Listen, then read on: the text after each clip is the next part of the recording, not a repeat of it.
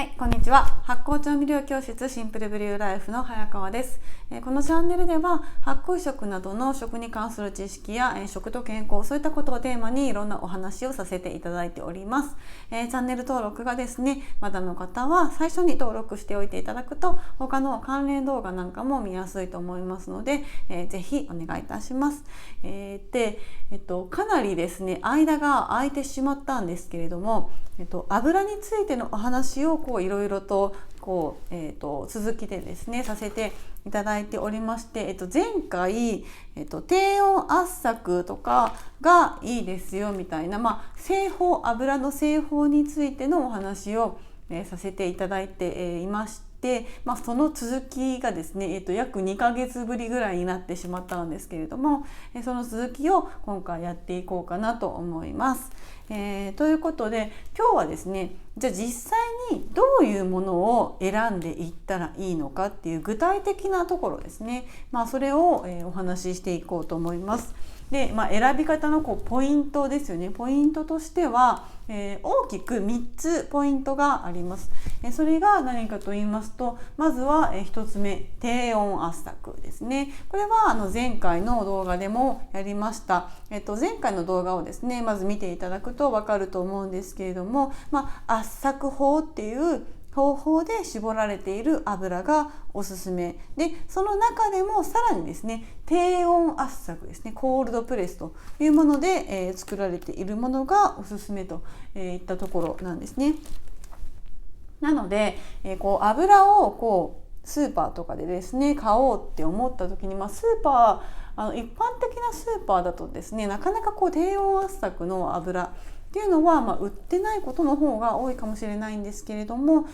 ネットとかで調べていたりとか、そういったですねセレクトショップとか、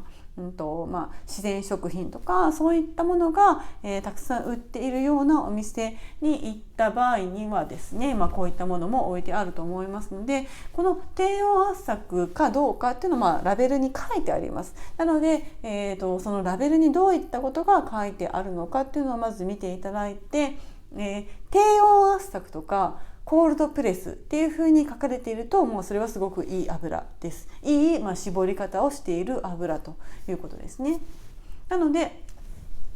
一番いいのは低温圧搾なんですけれども、そうじゃなくっても圧搾法で作っていますっていうふうに書いてあるものですね。この圧搾っていう言葉が書いてあれば、絞り方としてはいいんじゃないかなということですね。要は溶剤を使って抽出している方法ではなくて、ちゃんと圧をかけて絞ってますよっていうふうに書かれているものを選ぶというのがまず一つ目のポイントです。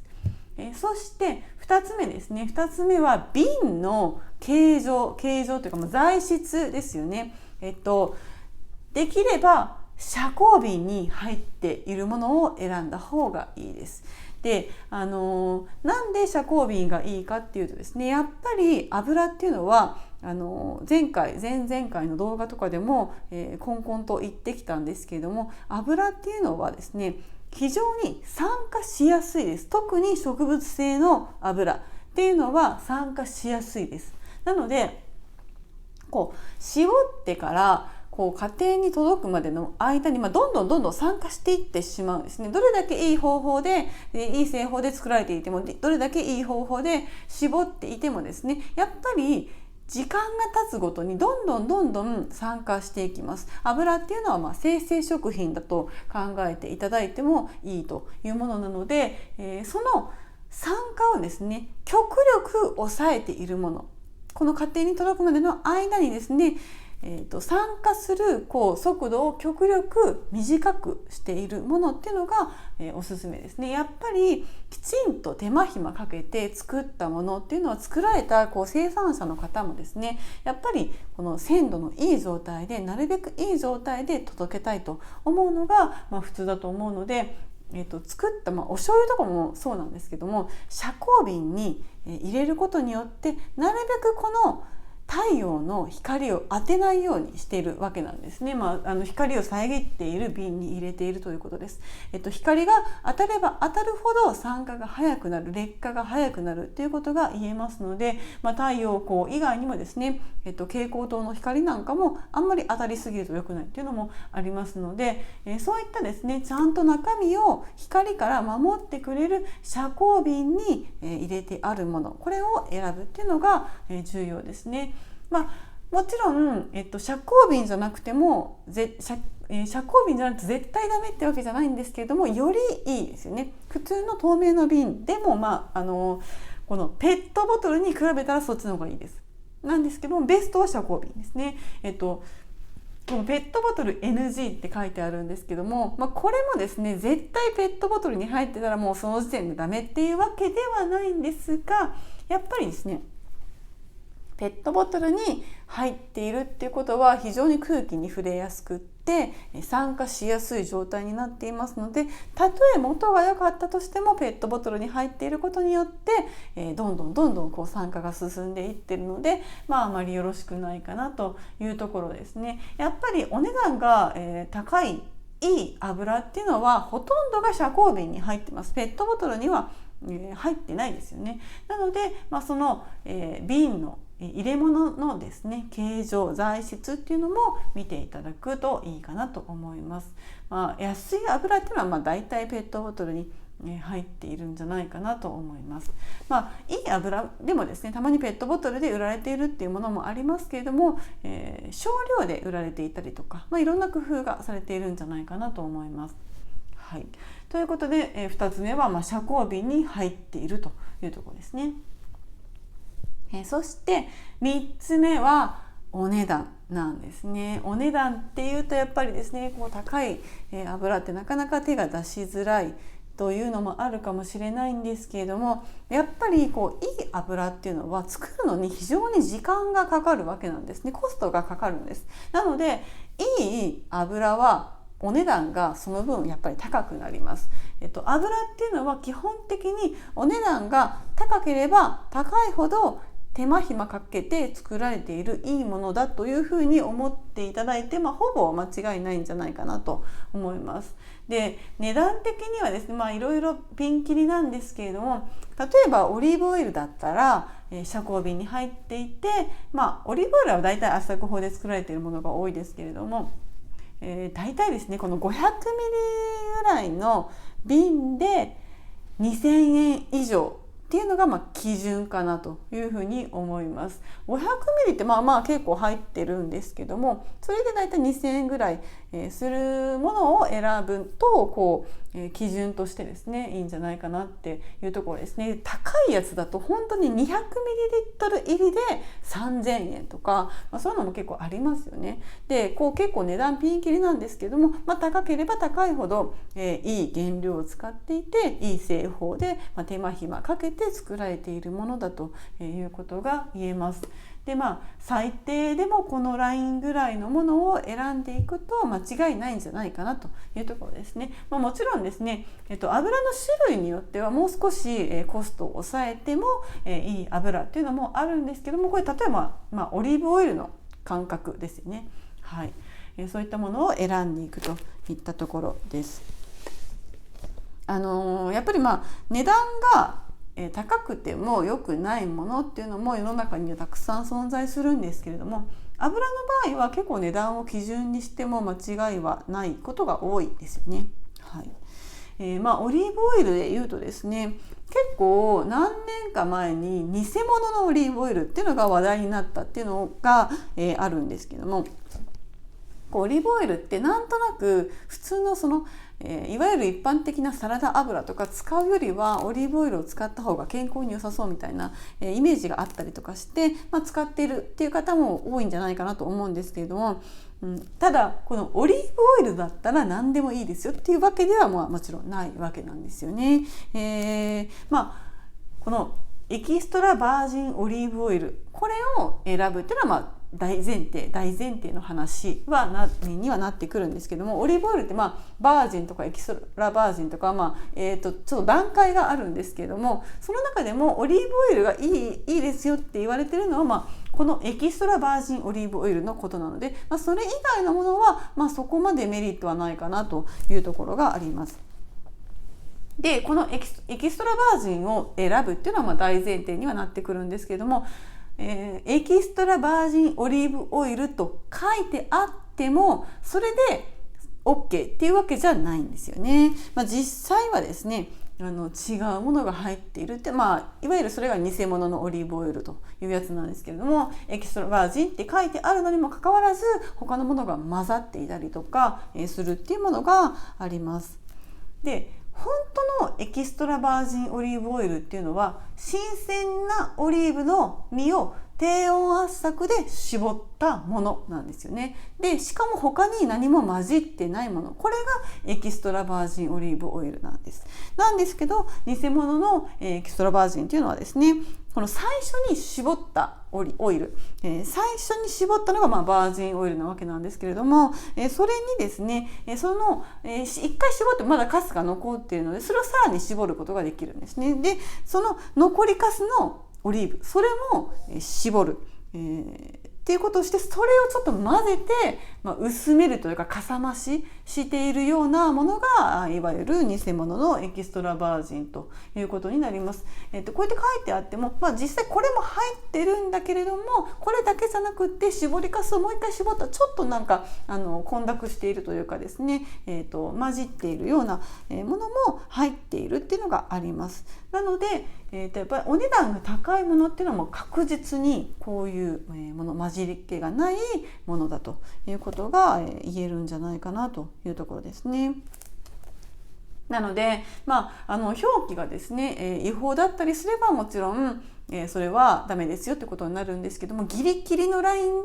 で出しているっていうところもあったりしますので、その辺はちょっとですね見極めが必要かなと言えます。オリーブオイルだったら何でもいいってわけじゃなくって、その元がオリーブだったらいいわけじゃなくて、そのやっぱり絞り方とか、オリーブの育て方とか、そういうことも関係してくるんですけども、そういったところをですねやっぱり見ていく必要があるということですね。はい、といったところですね。ペットボトルのちょっと遮光ペットボトルっていうんですかね、ちょっと色がついたペットボトルに入っているオリーブオイルって結構見かけると思うんですけども、あれもそうですね、やっぱり何かしらこうコストを削減している部分が見受けられるというところがあるので、500ml 入りのちょっと緑がかったペットボトルに入っていて600円ぐらいとかで売っているようなやつっていうのは、もしかしたらちょっとなんかが混じっているかもねっていうふうに疑った方がいいかなといったところですね。はい。そんなところでですね、選ぶポイントもいい油を選ぶ、一番いい油を選びたいっていう場合のポイントがこの3つ、低温圧搾法と書いてあるもの、そして遮光瓶に入っているもの、そしてお値段がそこそこするものというところですね。このポイントを押さえるといい油を選ぶことができるんじゃないかなというふうに思います。でやっぱりですね、油ってじゃあ今まではあんまり気にしてなかったからサラダ油とかのすっごい安いやつ、2リットルで300円ぐらいみたいなやつを使っていたっていう方にとってはですね、いざじゃあちょっといい油にしてみようって見直してみようと思ってもあまりに値段の開きがすごいですよね。あまりにも高いのでこんな高い油ちょっと使えないよっていうふうに思うかもしれないんですけれども、やっぱりですねそこは考え方で体にとってですね、すごく安い油で、それが体にとって害しかない油っていう場合もあるというか多いわけですよ。やっぱり安い油というのは。でそういった油をですね取り続ける、その時はいいです。その時は例えばその油をですね、安いからお得だっていうふうに思ってその油を買って、それを毎日使い続けて、その浮いたお金でじゃあディズニーランド行こうみたいなことをしてですね、その時はそれで楽しいかもしれません。その時はそれで得した気分になるかもしれません。なんですけれども、それをずっとやり続けることによってですね、その結果、その油を取り続けた結果、将来生活習慣病になったりとか、そういった病気になってしまうとですね、そうすると無駄な医療費がどんどんかかりますよね。そのちょっと体が悪くなってしまった、体調が悪くなってしまったっていう時に、病院に行ったりとかですね、病院に行って医療費を使ったりとか、じゃあなんかこのサプリメントを飲んだらいいんじゃないかとかですね、健康食品とかに手を出したりとかですね、そういったことに費やすお金って結構な額になると思うんですよね。日本はですね、保険にみんな入っているので、その保険でかなり医療費っていうのは安く、自己負担金っていうのを安く抑えられることができますけども、それでもですね、生活習慣病とかになってしまって、じゃあ55歳とか60歳でなんかちょっと生活習慣病になりましたって言って、通院が必要ですって、毎月お薬もらわなきゃいけませんっていう風になったとしたら、その例えば60歳から80歳までの20年間に病院に行ってお薬とかをもらうのに支払うお金っていくらになるのかっていうことをちょっとですね、想像してみてほしいんですね。もうそれ明らかにですね、そっちの方が高くつくと思います。なんでその無駄な医療費っていうのをですね、支払うことを考えたら、この油にお金を使う、今この油にお金を使うっていうことは決してですね、無駄じゃないと、無駄な買い物ではないというふうに思うんですよね。むしろ割安なんだね、そっちの方が将来にわたってですね、長年にわたって医療費に大量にお金をつぎ込むことを考えたら、絶対こっちの方が割安ですよっていうふうに私は思います。健康のためとかですね、将来の自分のためですね、に今自分に投資することですね。自分に投資するっていうのは決して無駄ではないので、食べ物にその自分への投資っていろいろあると思うんですけども、その中で一番やっぱり、投資のなんていうんですかね、ウェイトを高くしたいのは、食べ物ですよね。普段毎日食べるもの、誰でもかんでも食べるものですよね。なのでそこにですね、いいものを選んでいいものにお金をかけるっていうのは、決して、無駄じゃないですし、将来へのですね、投資になるということができるんじゃないかなというふうに思います。やっぱりこのいい食べ物を買っていい食べ物を食べるっていうことができる人っていうのは、先見の目があってですね、将来的に勝ち組になれる人なんじゃないかなっていうふうに思うわけなんですね。ということで、油のお話いろいろしてきましたけれども、このいい油を選ぶということは自分への投資につながりますよということが、一番言いたいところなんですね。で、いろんな選び方っていうお話をしてきましたけれども、確かに高いです。確かにいい油っていうのは高い。いろんな食材っていいものを選んでいいものを選んでっていうとお値段張ることがあるんですけど、特に油に関してはいいものを選ぼうとするとやっぱ高いです。なんですけども、このいい油を今選んでいくっていうことは将来の自分への投資になるっていうことをですね、ぜひ考えていただくといいんじゃないかなというふうに思います。はい。ということで今日はいい油の選び方のポイントについてお話をしていきました。次回もですね、また油のお話続きをしていきたいと思います。ということで、また次回の動画でお会いしましょう。さようなら。